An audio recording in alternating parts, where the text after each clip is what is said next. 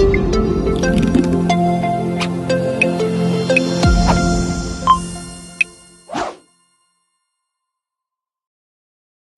everyone, welcome back to our YouTube channel. In the previous video, we implemented a data modeling example in Power BI.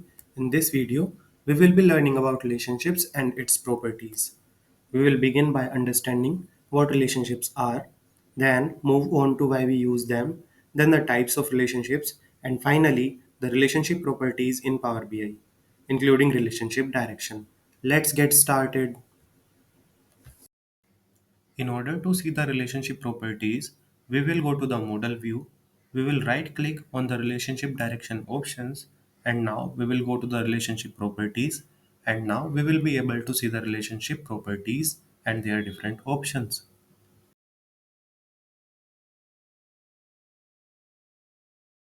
In Power BI, a relationship is simply a connection between two tables using a common column. It is also known as a key. This allows us to combine related data for analysis. For example, a sales table and a products table can be linked using the product ID column.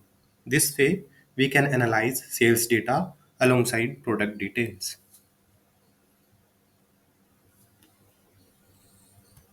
We use relationships because they avoid duplicate data. Instead of repeating the same product information in multiple tables, we can link them through relationships.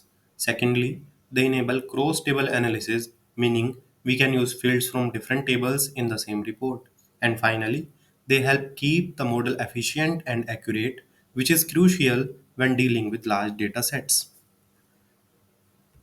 Now, let's look at the types of relationships. The first one is one to many. This is the most common type of relationship.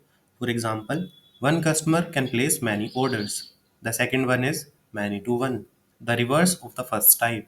For example, many orders relate back to a single customer. And the final one is many to many. In some cases, both sides can have multiple relationships. For example, products sold by many vendors and vendors selling many products. Now we will discuss about the relationship properties in Power BI. The first property is the cardinality. This defines the type. It may be one to many to one, or many to many. The other one is cross filter direction. It can be single or both. It controls how filters flow between tables. The third one is active or inactive relationships. Only one relationship between two tables can be active at a time, but you can switch using the make this relationship active option. The other one is assume referential integrity. This ensures every foreign key in one table has a matching primary key in the another related table. The other one is security filters. These restrict data visibility based on user roles or rules, which is useful for row level security. And that's it. In the next video, we will move on to introduction to DEX in Power BI, where we will explore formulas and expressions that bring calculations to life in our reports. Thank you for watching. See you in the next one.